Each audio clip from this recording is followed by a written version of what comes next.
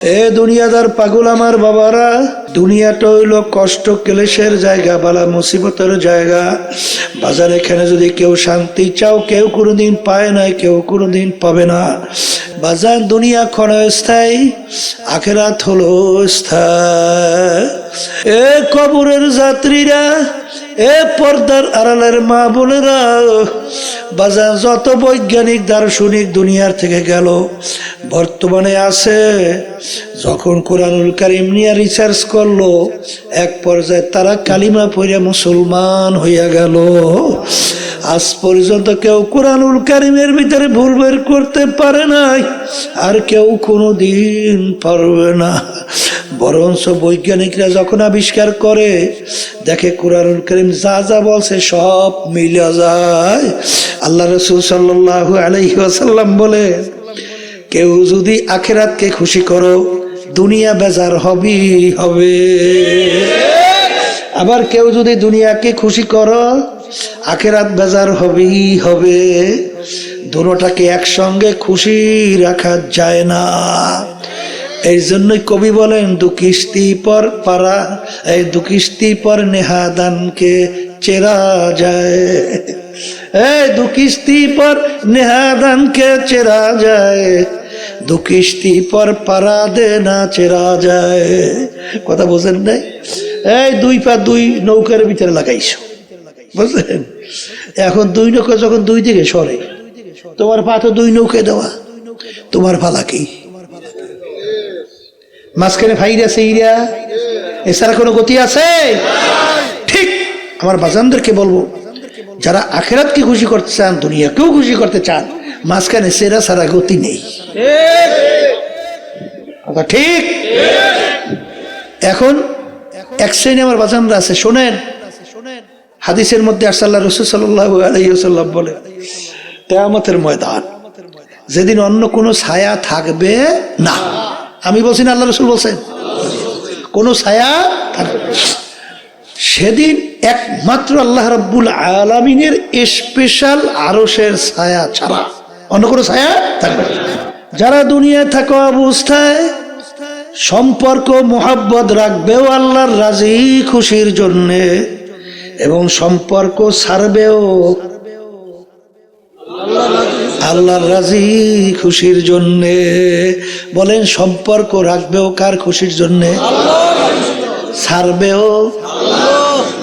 এই প্রকার লোকদেরকে আল্লাহ ডাইকে তারা আরশে ছায়া দান করবে। এক শ্রেণী আমার বাজানরা, বর্তমানে বাংলাদেশে শতকরা 92 জন মুসলমান বসবাস করে। এই দেশের ভিতরে প্রচলিত গণতন্ত্র, ধর্মনিরপেক্ষতাবাদ, সমাজতন্ত্রবাদ আছে না নাই? এই তাম দুনিয়ার ভিতরে আদর্শ বাস্তবায়নের লড়াই চলছে না? এই এর ভিতরে একটা সমাজতন্ত্র। তাদের স্লোগান জানেন তো? কেউ খাবে তো কেউ খাবে না, তা হবে না, তা হবে না। কেউ থাকবে পাঁচতলায়, কেউ থাকবে গাছতলায়, হবে না। এর সম্পূর্ণ ধোঁকাবাজি স্লোগান না?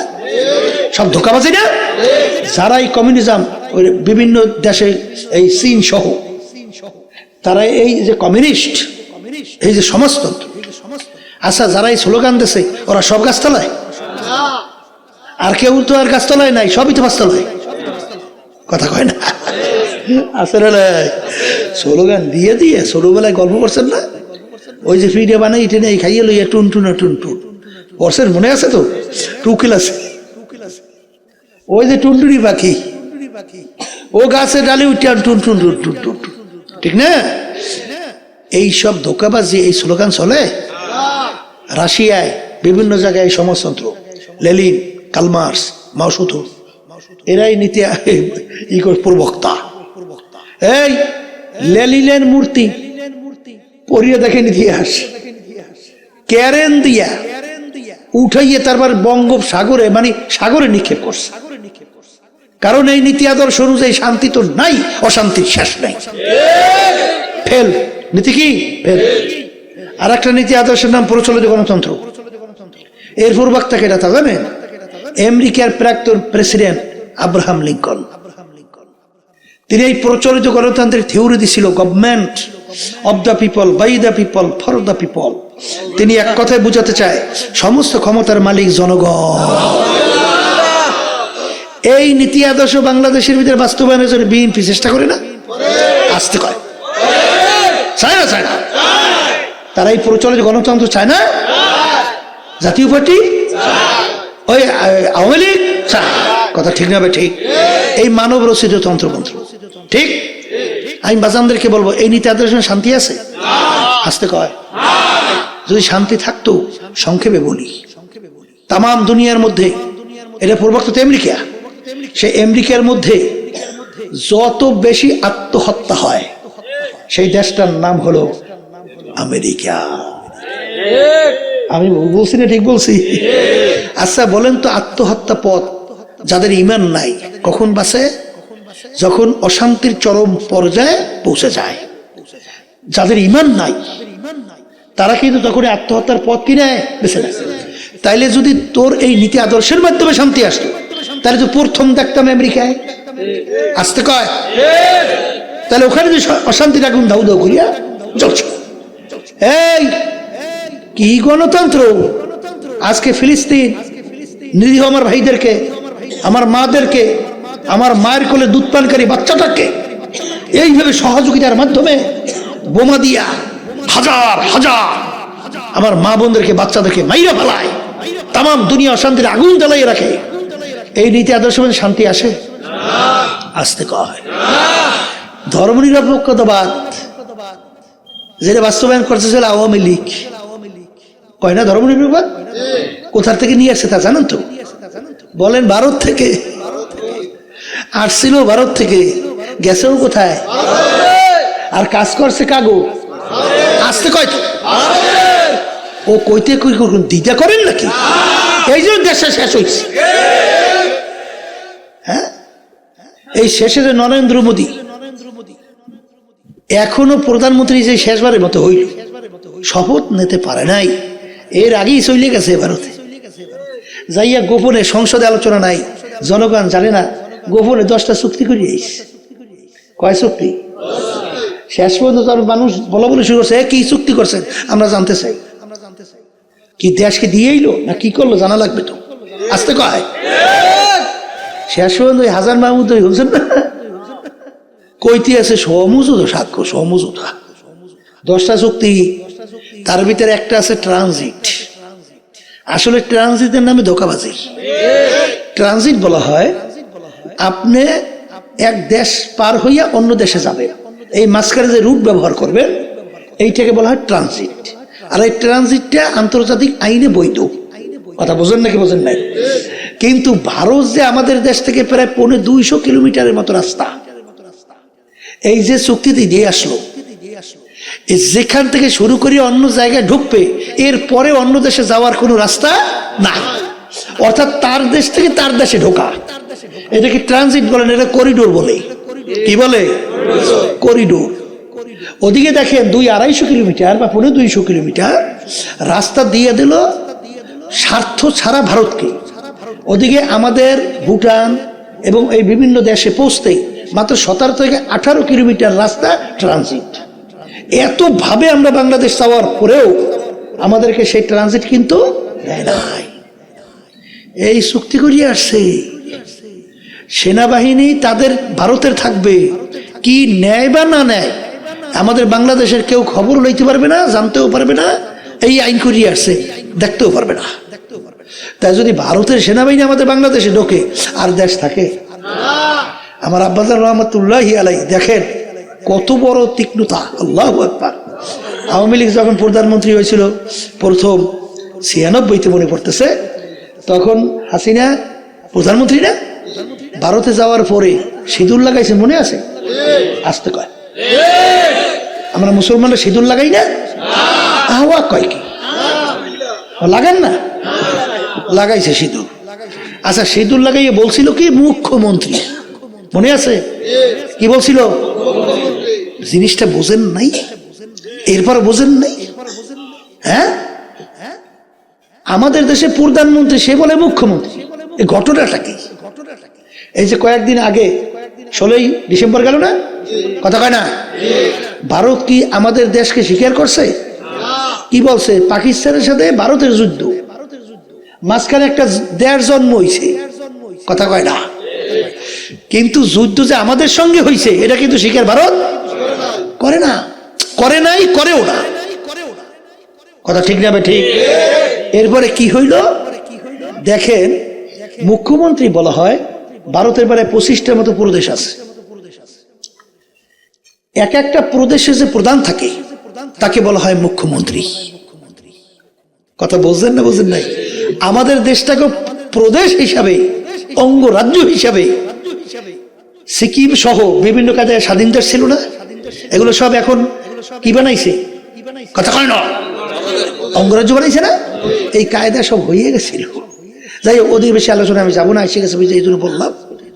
কোন কথায় দেখুন, কথায় জেনে গেলাম, ও হব্বুদ দুনিয়া রাসুকুল্লি খতি খতিয়াতি, যেই কথা বলতে চাইছিলাম যে হুব্বু ফিল্লাহ বুগযু ফিল্লাহ, মোহাব্বত রাখবে কার জন্যে? মোহাব্বত ছাড়বেও কার জন্যে? এই প্রকার লোক দেখে আমার মালিক ডাইকা তার স্পেশাল আরশে ছায়াদান করবে। এ কবরের যাত্রীরা, আল্লাহর বান্দারা, পর্দার আড়ালের মা বোনেরা, কিয়ামতের ময়দানে যেদিন কোনো ছায়া থাকবে না, একমাত্র আমার মালিকের আরশের ছায়া। সেদিন মালিকের আরশের নিচে ছায়ায় কে কে যাইতে চান? হাত উঠান। এ আরশের ছায়া কে কে চান? আল্লাহু আকবার, হাত উঠান। নারায়ে তাকবীর। আল্লাহ আপনি কবুল করেন। আল্লাহ, তাইলে যদি আরশের নিচে ছায়া চাও, মোহাব্বত রাখবা কার খুশির জন্যে?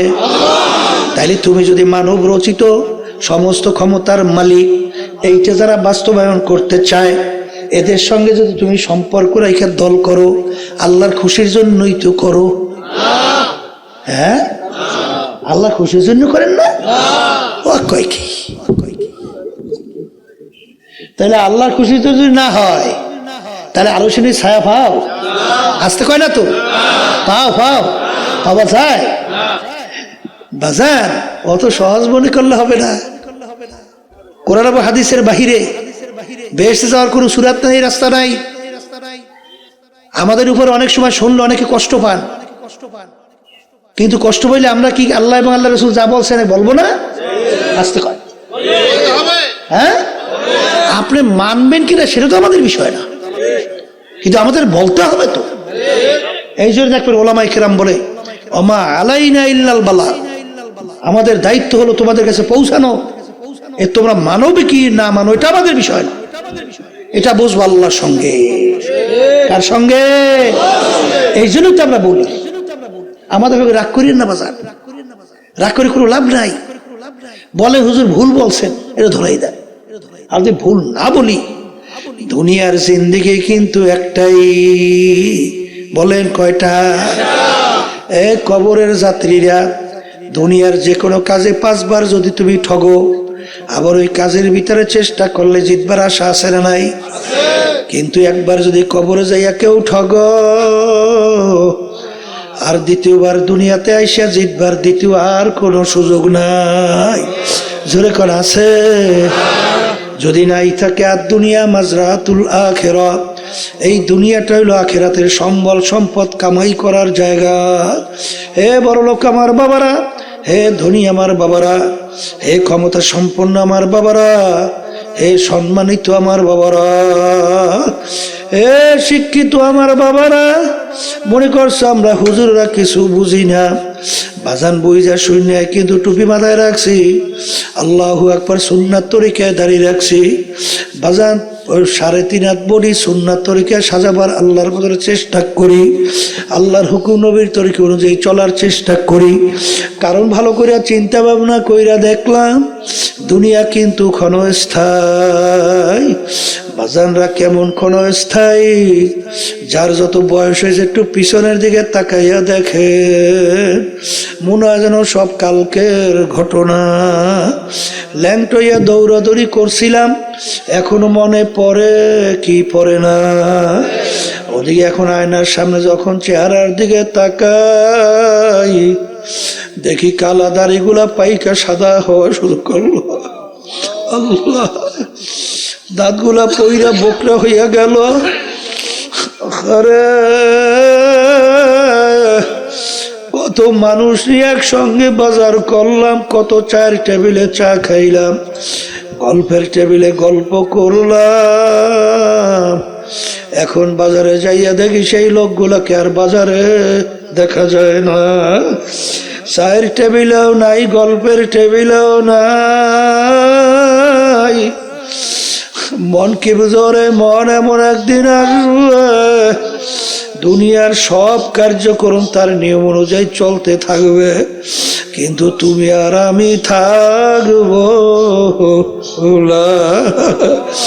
বাজার কিয়ামতের ময়দান একজন আর একজনকে জিজ্ঞাসা করবে, ভাই আমরা দুনিয়ার ভিতরে কতদিন ছিলাম?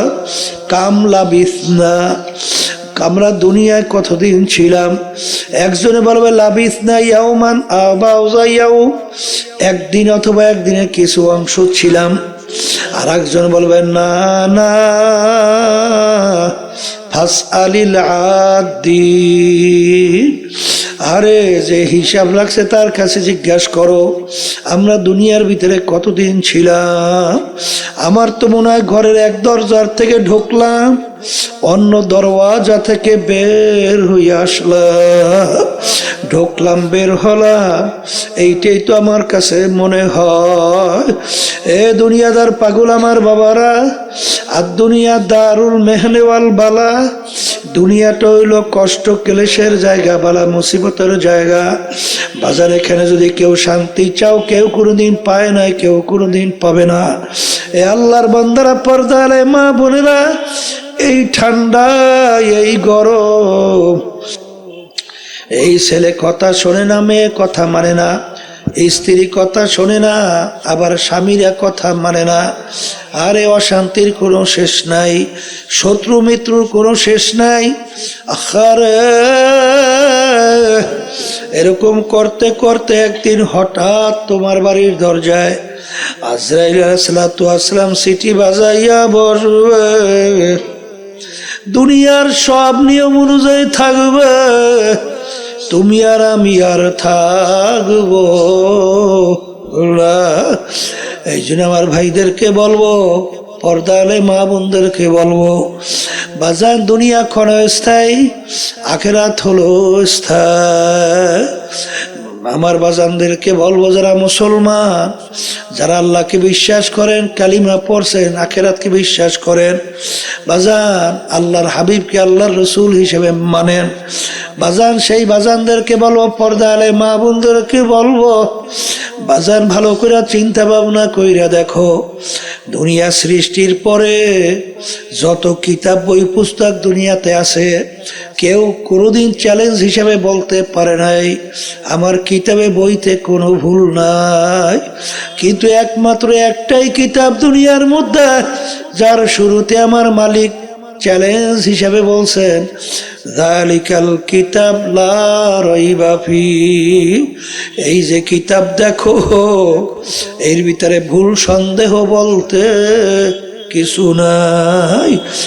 এ কবরের যাত্রীরা, এ পর্দার আড়ালের মা বোনেরা, বাজার যত বৈজ্ঞানিক দার্শনিক দুনিয়ার থেকে গেল, বর্তমানে আছে, যখন কোরআনুল কারীম নিয়ে রিসার্চ করলো, এক পর্যায়ে তারা কালিমা পড়ে মুসলমান হইয়া গেল।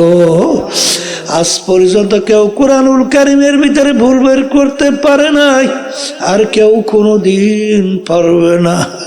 বরঞ্চ বৈজ্ঞানিকরা যখন আবিষ্কার করে, দেখে কোরআনুল কারীম যা যা বলছে সব মিলে যায়। কিছুদিন আগে আমেরিকার এক বড় শিক্ষিত পণ্ডিত মহিলা, সে সূরা নামল নিয়ে যখন রিসার্চ করলো, দেখে কোরআনুল কারীমের ভিতরে মৌমাছি সম্পর্কে ওই সূরায় আল্লাহ যা যা বলছেন পুরাপুরি 100% সব মিলে গেছে। তখন তিনি কালিমা পড়ে মুসলমান হইয়া গেল। বাজান কয়েক বছর পূর্বে আমেরিকার একজন খ্রিস্টানদের বড় ধর্মযাজক, পাদ্রী বলা হয়, তিনি যখন রিসার্চ করলেন, কিছুদিন আগে তিনিও কালিমা পড়ে মুসলমান হইয়া গেল। এ কবরের যাত্রীরা, এ পর্দার আড়ালের মা বোনেরা, আমাদের পাশের রাষ্ট্র ভারত, শিব শক্তি মহারাজ বাজান কয়েক ভাষার উপরে ডক্টরেট ডিগ্রি, 12 ভাষার উপরে পাণ্ডিত্য অর্জন করছিল। বাজান ধনির দিক থেকে শত শত কোটি টাকার মালিক, সম্মানের দিক থেকে কোটি কোটি হিন্দু তার সামনে হাত জোর কইরা তাকে নমস্কার দিয়া সম্মান দেখাইতো। এত বড় সম্পদ, এত সম্মান, এত শিক্ষিত, কিন্তু তিনি চিন্তা কইরা দেখলেন যে সৃষ্টিকর্তা একজন, তার নিয়ম হবে একটা। এই নিয়ম নীতি কোনটা আমার তালাশ করে বের করতে হবে। তিনি যখন রিসার্চ করতে করতে সব ধর্মাবলম্বী, সব ধর্মগ্রন্থ যখন রিসার্চ করলো, এক পর্যায়ে তিনি নিজেই কালিমা পইরা মুসলমান হইয়া গেল। মুসলমান হইয়ার শাহ সাহেব যখন প্রেসিডেন্ট ছিল, বাংলাদেশেও আসছিল, পরে নাম রাখছিল ডক্টর ইসলামুল হক। এই কথার মাধ্যমে আমি আমার বাজানদেরকে বলবো, পর্দালে মা বোনদেরকে বলবো, যারা মরবেন কবরে যাবেন, সোজা হইয়া কবরে যাও, মইরা সোজা হইয়া কোনো লাভ হবে না। ওর সাপ তুই তো সোজা হবি, মইরা সোজা হওয়ার আগে হও। আমার দাদা রহমাতুল্লাহ আলাইহি বলতেন, এ দুনিয়ার মানুষ এখনো কোরআন এবং হাদিসের রশি গলায় লাগাও। বাজান যদি আলেম ওলামাদের কথা না শোনো, কিন্তু মনে রাখো, দাদাজান উদাহরণ দিয়া বাংলা কথা বলতেন, জাল মারে, সব মাছ জালের খাইতে আটকায়, কিন্তু বাইং মাছ কিন্তু আটকায় না। ও মাটির নিচে যাইয়া ঠোঁটটা উপরে রাখে, যে জাল তুমি জেলে যত জাল মারো, তোমার জালে আমি আটকাবো না। কিন্তু জেলে ডাক দিয়ে বলে, বাইং মাছ রে, তোর কপাল ভালো, আমার জালে তুই ওর। ওদিকে নালে চল নিয়ে কোফাইতে কোফাইতে আসতেছে, যখন তোর কলিজার ভিতরে চলের গাদা ঢুকবে, তখন তুই বুঝবি যে কত কষ্ট, কত কঠিন। আর এখন ওলামায়ে কেরামদের কথা মানো, যদি না মানো, আমার মালিকের হুকুম অনুযায়ী, সালাতু আসসালাম মাওলার হুকুম অনুযায়ী তোমার পিছনে হাত পাইতা দাঁড়াইয়া আছে। আরে যদি মালিকের হুকুম না মাইনা, যদি বিস্তার ভিতরে পেট খাড়া মৌতের বিছানায় ভাসাও, আমার মালিক বলবে, আজরাইল, বন্দা বান্দি আমি বড় শখ কইরা বানাইছিলাম, ওরা আমার হুকুম, আমার রবির তরিকা অনুযায়ী চলবে। আমি ওদের জন্য এমন মেহমানখানা বানাইছি, যেই মেহমানখানা একবার যদি ঢোকে, আর কোনোদিন বের করা হবে না। ওই বেশ তো কেমন সুন্দর, কেমন শান্তির জায়গা। আল্লাহর হাবিব বলেন, কেউ কোনোদিন দেখে নাই চোখে, কেউ কোনোদিন কানেও শোনে নাই, পরিকল্পনাও হয় নাই, তার চেয়েও সুন্দর। কিন্তু আজরাইল আমার সমস্ত নেয়ামত ভোগ করলো, স্বাধীনতা পাইয়া ধরাকে সরা জ্ঞান মনে করে নাই, যা মনে করে তা করছে। আমি স্বাধীনতার ভিতরে কিছু করব না। পরীক্ষার হলের মধ্যে ছাত্রছাত্রী পরীক্ষা দেয়, 3 ঘন্টার জন্য স্বাধীনতা, যা মনে করে তা লিখবে, বাধা দেওয়ার কোনো আইন নাই। তাইলে আর পরীক্ষার হল থাকে না। আমার মালিক তোমাকে আমাকে দুনিয়ায় পাঠাইলো, পাঠাই আমার মালিক ঘোষণা করলেন, আমহিল হুম রুয়াহিদা, তোমাদেরকে আমি স্বাধীনতা দান করলাম, ঢিল দিলাম। কেন? লিয়াবলুয়াকুম আইয়ুকুম আহসানু আমালা, পরীক্ষা নেওয়ার জন্য। কে আমার হুকুম অনুযায়ী চলো, কে আমার হুকুমের বিরুদ্ধাচারণ করো।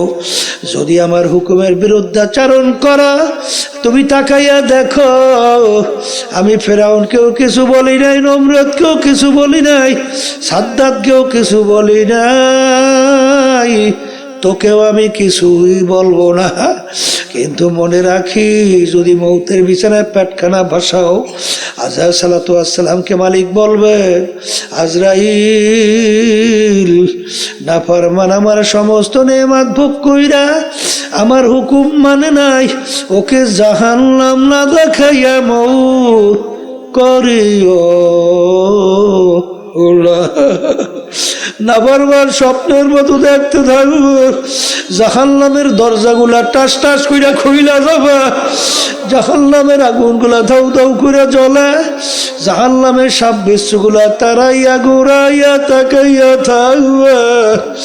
ওদিকে আজায় সালাতু আসসালাম আসবে, তার মাথা আসমানে, পাও তার জমিনে, দুনিয়া জোড়া তার শরীর, এক হাত মাশরিকে এক হাত মাগরিবে, নীল রঙের দিঘির মতো দুইটা চক্ষু, শরীরের ভিতরে লম্বা লম্বা কালো কালো কতগুলা পশম, প্রত্যেক পশমের গোড়া দিয়ে আগুনের জিব্বা বাইরেতে থাকবে।